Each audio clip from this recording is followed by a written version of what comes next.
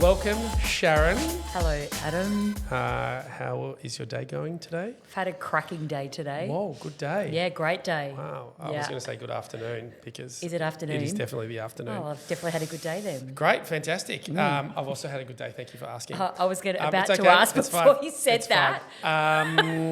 Whoa. Big episode today. What do we got on today? We're super Wheeled out excited the today. Big guns. We've really been looking forward to this episode. I've got some challenging questions written down. Challenging. Because today we've got Emily joining us. Whoa. So we're going to take a window into learning all about Emily, who is our newest Juno recruit. Whoa. Not that new now, though. Does that mean she's still in probation? I think so, actually. A lot's going to come out of this meeting. So super excited to welcome you, Emily, to the Juno podcast. Thank you for having me. And yes, I am still in my probationary period, so I will say whatever you need me to say. No, don't tell them that we've told you to say things. We want to.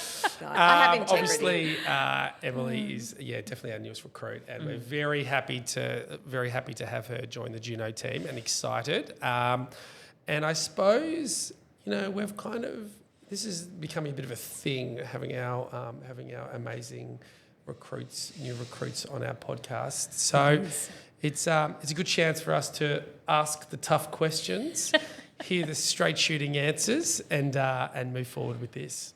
So we're really interested to learn all about you, Emily, and not just your journey with Juno so far. But I want to The incredible journey. Well, let's Emily can let us know about the journey. It's don't you scripted. think? We asked her to say that, so it's probably when going we to come edit back. it. Yeah. No, Emily. Let's start at the beginning. Take us back before Juno. What were you doing, and what made you restless?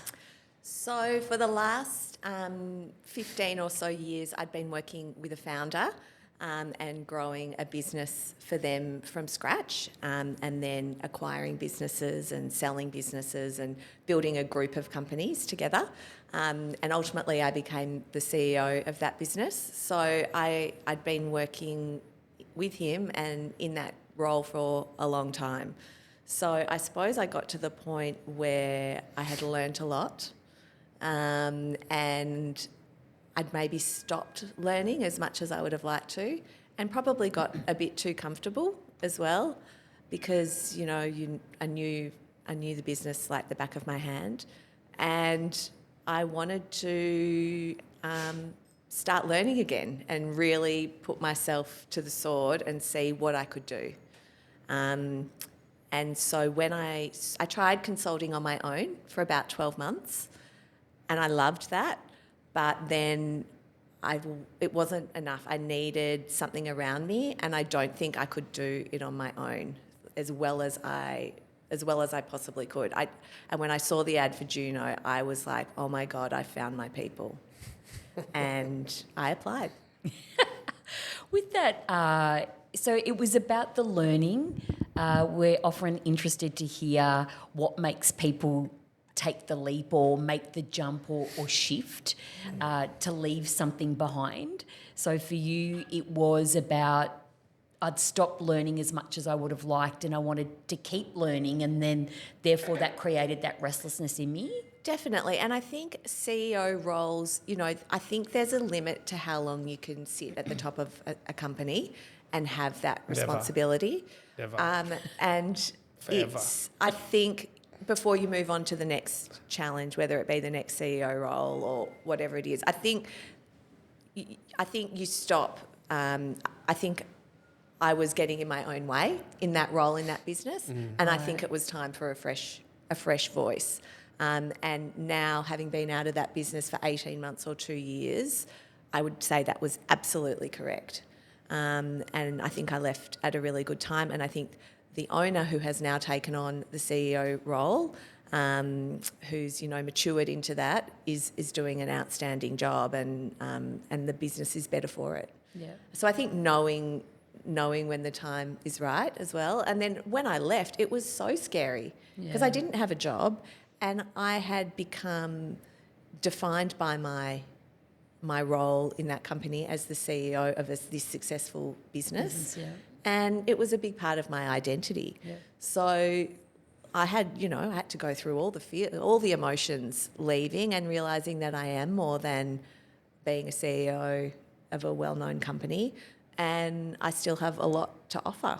And that was really good, stripping it back and just being okay with the fact that I had no title or no status or no company card anymore, or not, I was just like trying to cut costs and like, do we really need Netflix? Like, it's bizarre when you wake up one day and you go, there's no emails to actually attend to. Correct. Yeah. So what I did was those first few months, because I was still working, but just wasn't nowhere near as much and not the same. I got into jigsaw puzzles massively, and that really helped to calm my mind during the day, because I'd go down these rabbit holes because, I've got a curious, inquisitive mind. I think deeply about things. I like to solve challenges. So I really just wanted to give myself a break. So I got really into the jigsaws, and my husband would be like working and look back at me and be like, what are you doing? It's the middle of the day.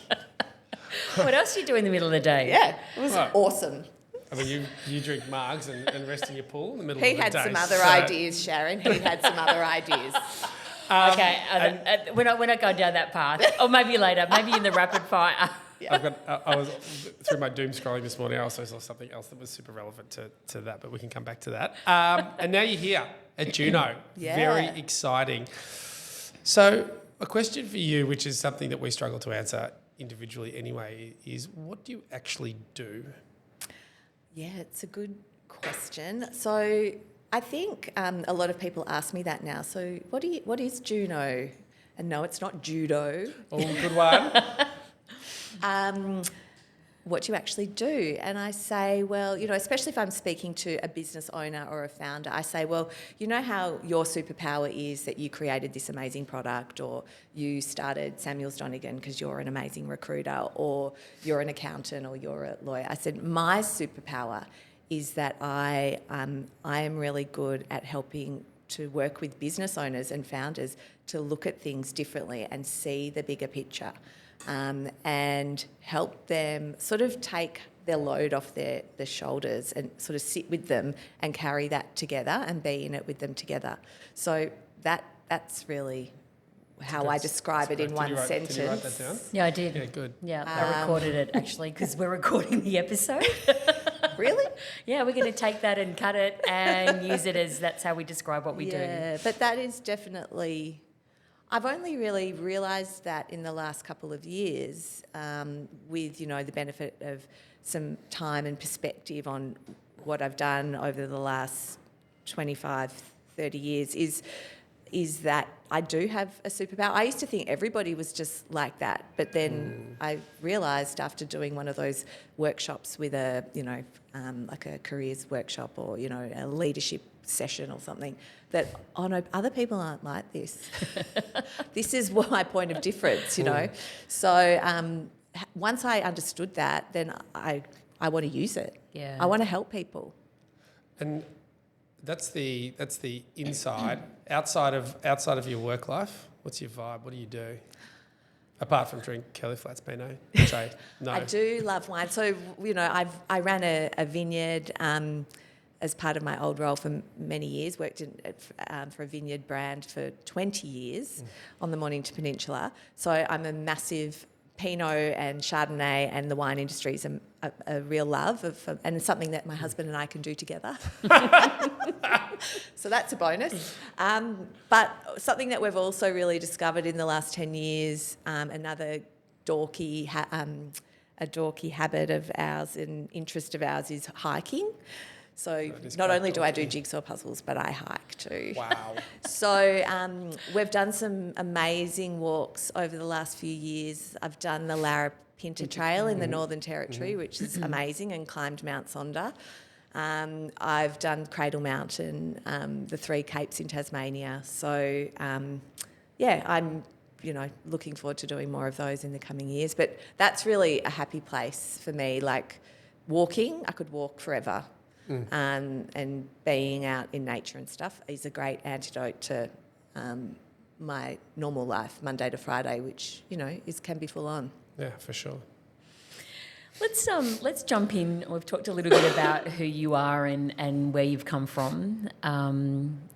Let's talk a little bit about the experiences that you've had working with Juno and the clients that you've taken on. Tell us a little bit about that experience. I've absolutely loved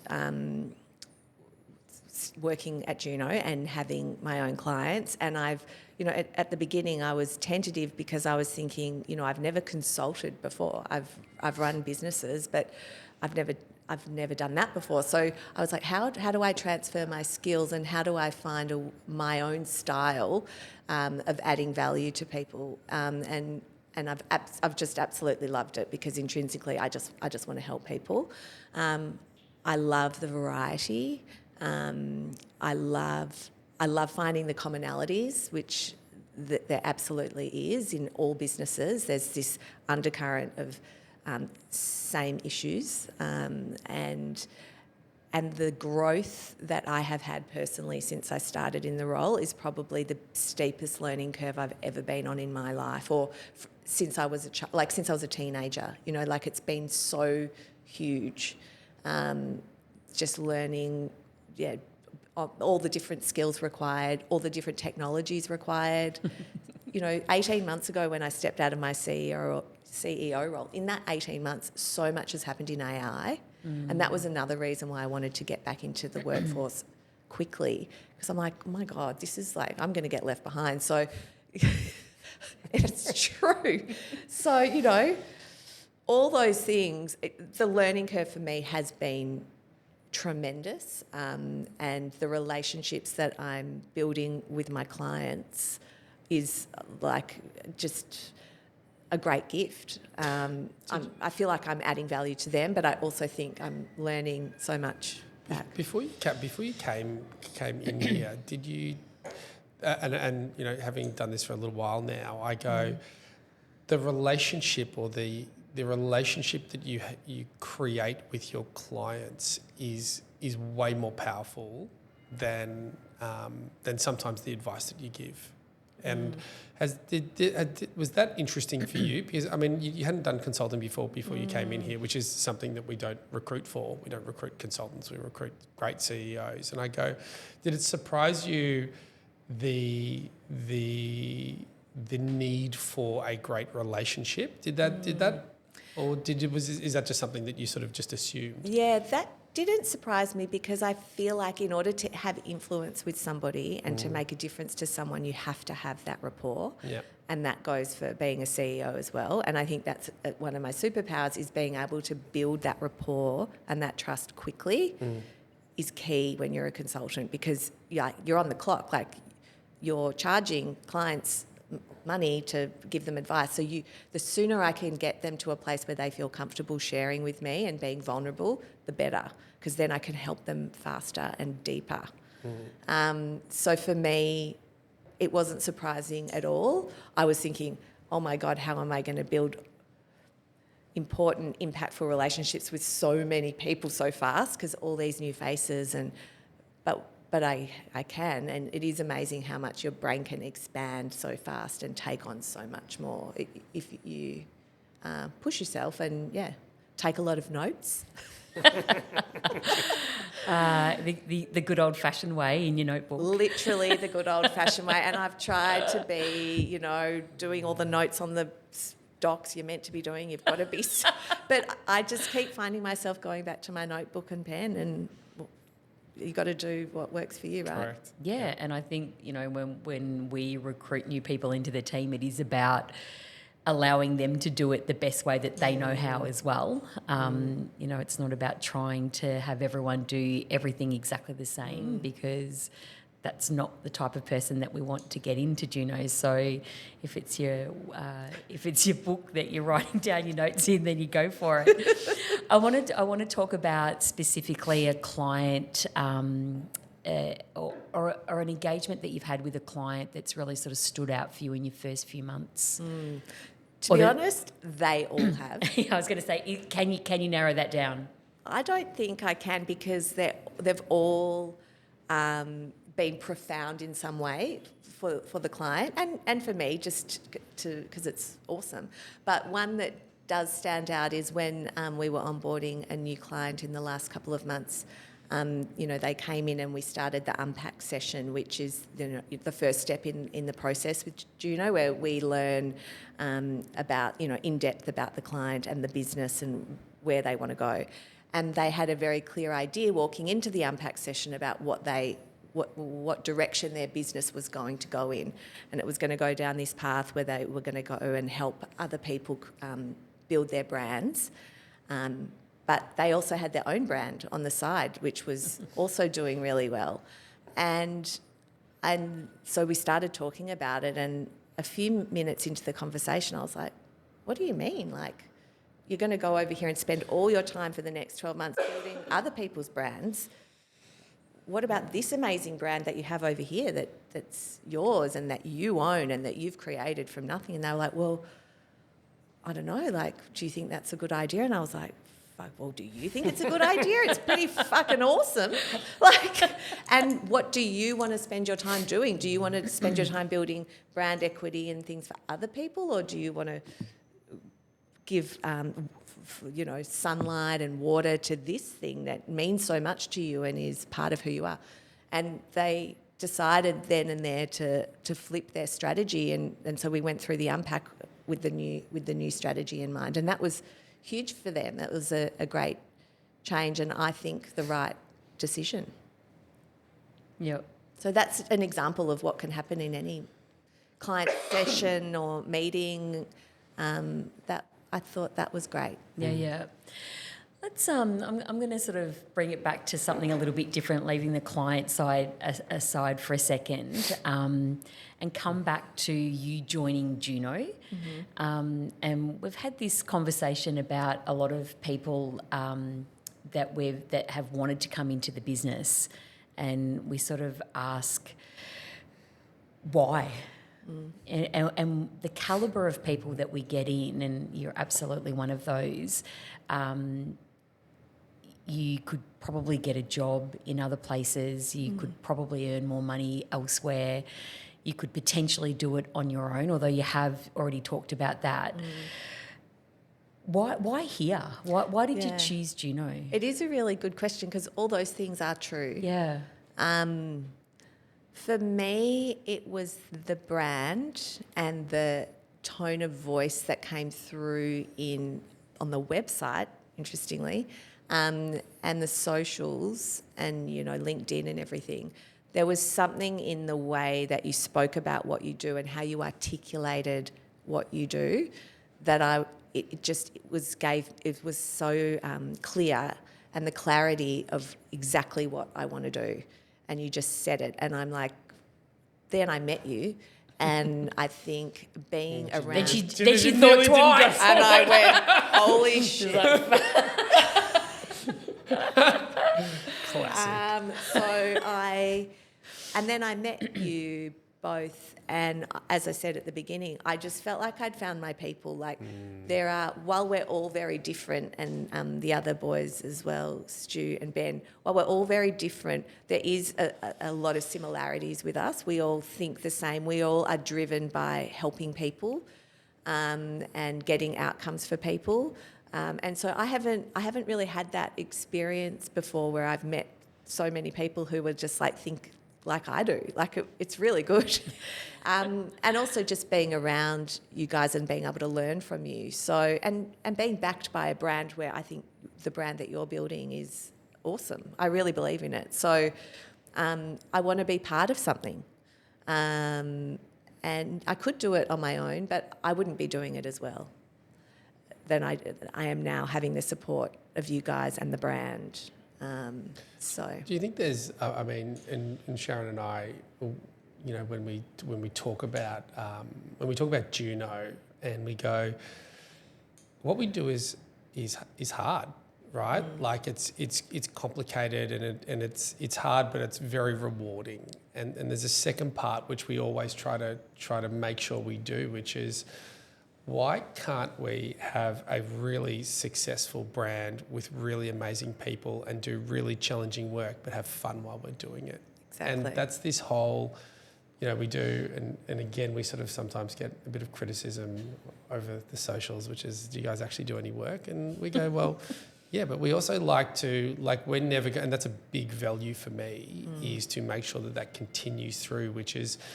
we want to have fun doing it. And it sort of seems, that's sort of part of all the people who work at Juno currently. We all, we all want to have that fun while we have a great job and while we do really interesting things. But for me, I go, there's a real fun element. Did you see that before you came in, or was that more something that you sort of experienced as you came in? No, definitely that's what I got from the website. The tone of voice that the brand has out there in the market, that light-hearted, not taking yourself too seriously, having a laugh. Like, I don't want to take my life all this too seriously. Like, of course, what we do is so important because it's people's livelihoods and their lives. But you've got to be able to have a laugh, with each other, and I like having a laugh.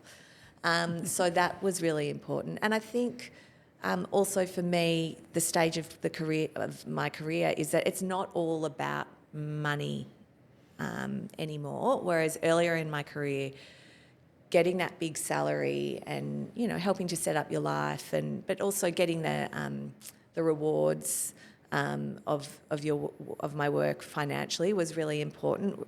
Obviously, it's still important now, but I think, I don't know, my priority has somewhat shifted and other things become more important. And I have a family, and as your family grows, that changes too. So flexibility, other things become more important.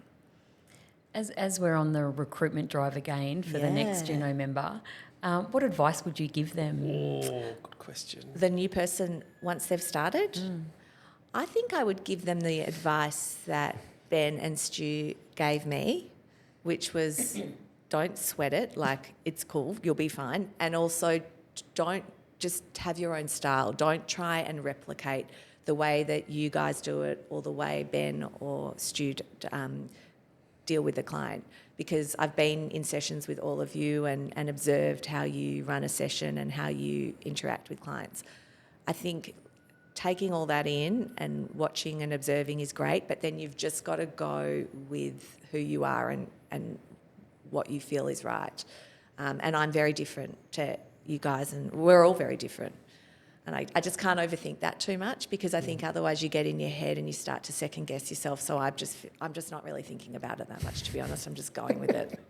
What about any advice on the quarterly fun day? Whoa! That you absolutely nailed. Oh, yeah, well, that's right in my wheelhouse, that kind of thing. So, the quarterly fun day. So that after I'd been on board for maybe one day, you said, there's a fun day coming up for the 5 of us for the team, and because you're new, you have to organise it, and there's no budget and no brief, and it's just this date, this time, you have to organise it, and if it's not good, you're fired. I don't, from an HR perspective, I don't think we specifically said that. It could Yeah, have been. we did. Was Fuck it it. insinuated? Yeah, no, we told her. In probation. I'm in my You don't have to probation. say anything. Yeah, you just go, you don't want it. In my probationary period, you working can do whatever out. you want. So, oh my God, the research. And I was thinking, what am I going to do? And am I going to look like a douchebag if I spend too much money? Definitely you would have. Yeah. But then I'm like, no, Adam wouldn't mind. So it was the balance. I think working out how much to spend or how much it was okay to spend, that was the hardest part. Yeah. But I backed myself and I went slightly above. I reckon I went slightly above by about 40%. Too much. I think the boys were like, what the? They're like, yeah, she nailed it. But you know what? You get what you pay for. That's true. And I just think, for a slight backstory, it's something that I don't think we meant to do it, but I think whoever did the first one, we were like, yeah, we're just going to we do a quarterly fun day, obviously, but we go, it's up to the quarterly fun day has to be built, put on by the newest member of the team with absolutely no input from us whatsoever. And it's a good. I think it's a good measuring stick. And because we go, it goes. All the fun days have been absolutely excellent, yours included. And I go, what it does for me is it goes, they're the right person for Juno, and that's the hilarity of it. Because I mean, how do we even gauge that? It's just like a vibe. It's a feeling that I get from the fun day to go, yeah, you nailed it. Yeah, but I think that if we come back all the way back to the type of people that we're trying to attract into Juno, if we get that right, which we should, then I think that there is a genuine sort of understanding that they're going to do it well. Yeah, for sure. And I think if they can't, they're the wrong person. 100%. Yeah, That's why you got to do it in your probationary period. Correct. Because, even though we don't say we're going to measure you on that, We do. 100%. fuck yeah, we do. I know, that's why I spent the money. That was good. It was great. Yeah. It was an excellent fun day. We're into rapid fire. Whoa. Unless there's anything else that you want to share, Emily, before we wrap up. For anybody who's listening out there. Oh, good one. For all the people that are listening out. For the hundreds of thousands of people that are listening. All you people out there. No, anybody that is thinking about applying, if they're listening now, and we are recruiting. We're always recruiting. We are always, okay. Well, for anyone who's thinking about it, who in their gut feels like, oh, these people sound fun and interesting, and I think I could do this, I think just submit an application and go with it. Like, you just don't overthink it. Just go with it. But no, it's definitely the right decision for me and has been an amazing ride so far. So I would definitely recommend it. Yeah, and I think to your point before, when we all first met, and very quickly after you'd started, it felt like we'd known each other for a very long time. Yes, and it does. When that feels right for us, and we get that feeling, we go, oh, we've made a really good decision. Because when it feels so comfortable, and not that all of the conversations have been comfortable, and the learning curve and everything, but when you get that sense that there's just this sense of belonging, that you've been part of the family for a long time, it's a very special feeling, and Definitely. we love that when we find that, and we've definitely found that with you. So we're very appreciative of that as well. Thank you. Rapid fire. Let's go. Rules. First answer, no overthinking. She's had a prelude with Sarah. Are they the same question? No, Maybe. they're not. They're different questions. You ready? Oh, I'm ready, yeah. Set, go. Best piece of advice you've ever been given? Don't send the email. Sleep on it. Oh, good one. Yes. If only some of Yeah. our clients.